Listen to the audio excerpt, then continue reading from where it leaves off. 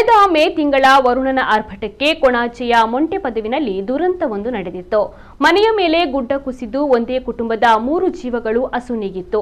ಇನ್ನೇನೋ ಪ್ರಪಂಚ ನೋಡಬೇಕಿದ್ದ ಕೂಸುಗಳು ವರುಣನ ರೌದ್ರವತಾರಕ್ಕೆ ಬೆದರಿ ಚಿರನಿದ್ರೆಗೆ ಜಾರಿತ್ತು. ಬದುಕುಳಿದ ತಾಯಿ 2 ಕಾಲನ್ನ ಕಳೆದುಕೊಂಡು ಹಾಸಿಗೆಯನ್ನು ಹಿಡಿದಿದ್ದಾರೆ. ದಾನಿಗಳ ನೆರವಿನ ನಿರೀಕ್ಷೆಯಲ್ಲಿರುವ ಈ ಕುಟುಂಬದ ಕರುಣಾಜನಕ ಕಥೆ ಇಲ್ಲಿದೆ ನೋಡಿ.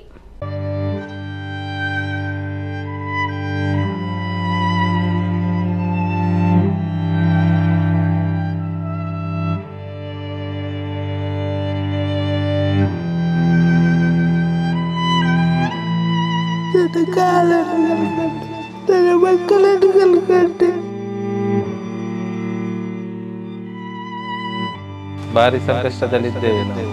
ಅಂದ್ರೆ ಸರ್ಕಾರದಿಂದಲೇ ಏನೋ ನಮಗೆ ಆರ್ಥಿಕ ಪರಿಹಾರ ಸಿಕ್ಕಿಲ್ಲ.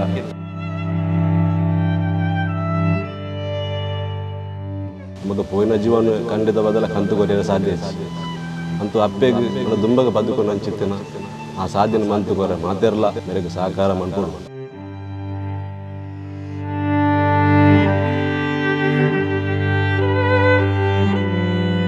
ಹೌದು, ಅಂದು ಮೇ 30. ಕರಾವಳಿಯಾದ್ಯಂತ ಕಿಕ್ಕಿರಿದು ಸುರಿದ ಗಾಳಿ ಮಳೆ.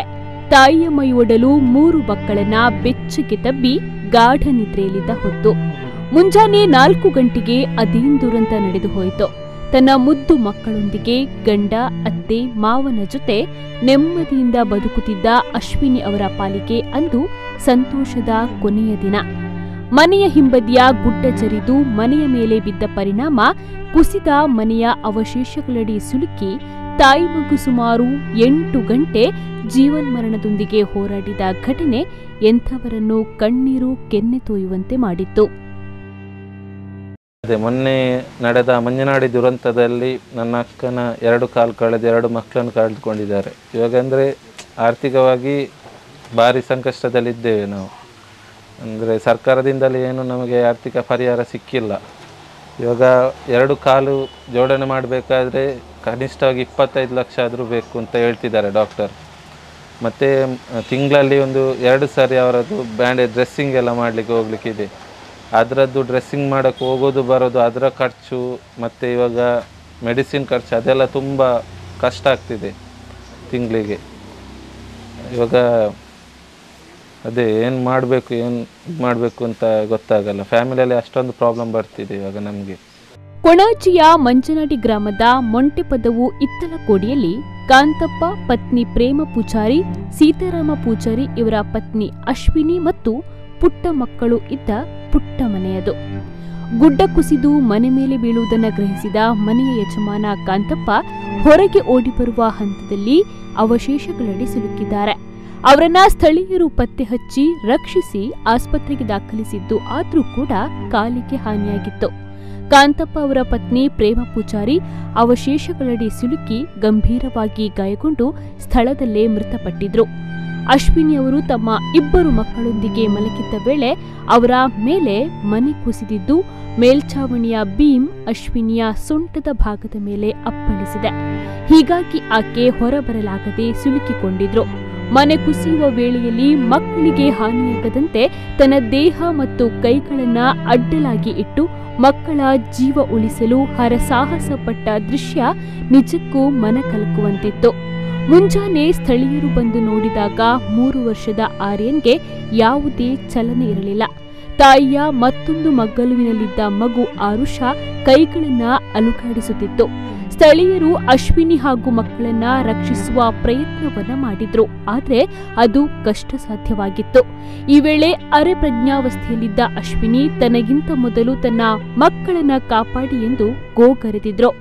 ಕಣ್ಣೆದುರಿಗೆ ತಾಯಿ ಮಕ್ಕಳು ನರಳಾಡುತ್ತಿದ್ರೂ ಕೂಡ ರಕ್ಷಿಸಲಾಗದೆ ಸ್ಥಳೀಯರು ಕೂಡ ಕಣ್ಣೀರು ಹಾಕ್ತಾ ಇದ್ರು.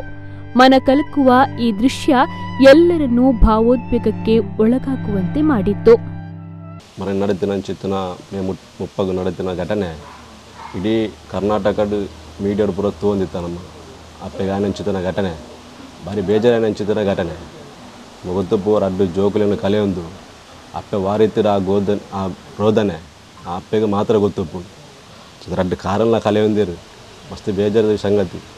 ನಮ್ಮ ಮಾತೆಲ್ಲ ಅಪ್ಪೆಗೆ ಮಾತೆಲ್ಲ ಸಹಕಾರ ಮಂತಿರಂದ ಅಪ್ಪೆಗಳ ಒಂಜಿ ನನ್ನ ದುಂಬಗ ಬದುಕು ಅಂಚಿತ್ತಿನ ಒಂಜಿ ಸಾಧ್ಯ ಲಾಪುಂಡು ನಮಗೆ ಪೋಯಿನ ಜೀವನ ಖಂಡಿತ ಬದಲ ಕಂತು ಕೊರಿಯರ ಸಾಧ್ಯ ಅಜ್ಜಿ ಅಂತೂ ಅಪ್ಪೆಗೆ ನನ್ನ ದುಂಬಗ ಬದುಕು ಅಂಚಿತ್ತಿನ ಆ ಸಾಧ್ಯನ ಮಂತು ಕೊರೆ ಮಾತೆರ್ಲ ಈ ವಿಡಿಯೋನು ತೂಯಿನಕುಲು ಮೇರೆಗೆ ಸಹಕಾರ ಮನ್ಪೊಡು ಅನ್ನ ಕಾರ್ಗೆ ಸರಿ ಸುಮಾರು 25 ಲಕ್ಷ ವೆಚ್ಚನು ಡಾಕ್ಟರ್ ಪಂತೇರು ಆತ ಖರ್ಚು ಉಂಡು ಬಂತು ಮಾತೆರ್ಲ ಆ ಸಹಕಾರ ಮಂತಿರಂದ ಆ ಅಪ್ಪೆಗೆಲ್ಲ ಒಂಜಿ ದುಂಬದ ದಿನಟ್ಟು ಬದುಕು ಅಂಚಿತ್ತಿನ ಸಾಧ್ಯನು ನಮ್ಮ ಮಂತು ಕೊರಲ ಕಾಪು.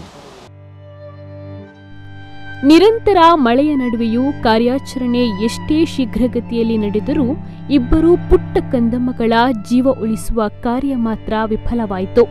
ಅಶ್ವಿನಿ ಅವರನ್ನ ರಕ್ಷಿಸಿ ಆಸ್ಪತ್ರೆಗೆ ಸಾಗಿಸಿದರೂ ಅವರ 2 ಕಾಲುಗಳನ್ನು ಕಳೆದುಕೊಳ್ಳುವಂತಾಯಿತು.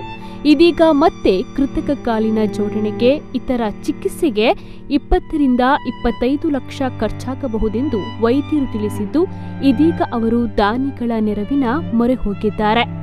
ಮಳೆ ಬಂದು ನಮ್ಮ ಮನೆಯೆಲ್ಲ ಇದಾಗಿ ದುರಂತ ಆಗಿ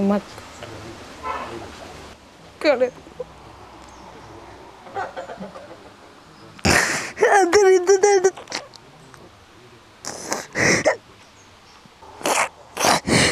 ನನ್ನ ಕಾಲನ್ನು ಕಳ್ಕೊಂಡೆ, ನನ್ನ ಮಕ್ಕಳನ್ನು ಕಳ್ಕೊಂಡೆ. ನನಗೇನಾದರೂ ಸಹಾಯ ಮಾಡಿ,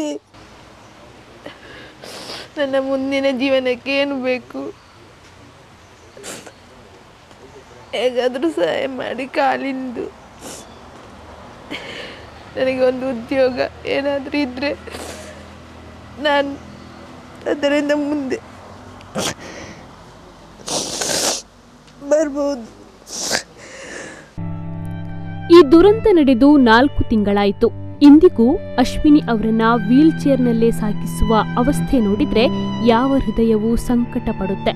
ಪುಟ್ಟ ಮಕ್ಕಳು, ಅತ್ತೆಯನ್ನ ಕಳೆದುಕೊಂಡ ನೋವು ಒಂದು ಕಡೆಯಾದ್ರೆ, ತನ್ನ 2 ಕಾಲುಗಳನ್ನ ಕಳೆದುಕೊಂಡು ಯಾವುದೇ ಕೆಲಸಕ್ಕೂ ಇನ್ನೊಬ್ಬರನ್ನ ಅವಲಂಬಿಸಬೇಕಾದ ಅನಿವಾರ್ಯತೆ ಅವರನ್ನ ಮತ್ತಷ್ಟು ಚಿಂತೆಗೀಡು ಮಾಡಿದೆ. ಈ ಮುಗ್ಧ ಕುಟುಂಬಕ್ಕೆ ಕೈಲಾದಷ್ಟು ಸಹಾಯ ಮಾಡಲು ಇಚ್ಛಿಸುವ ಸಹೃದಯಿಗಳು ಇವರ ಈ ಬ್ಯಾಂಕ್ನ ಅಕೌಂಟಿಗೆ ಹಣ ಕಳಿಸಬಹುದು ಎಂದು ಖುದ್ದಾಗಿ ಅವರೇ ಮನವಿಯನ್ನ ಮಾಡಿದ್ದಾರೆ.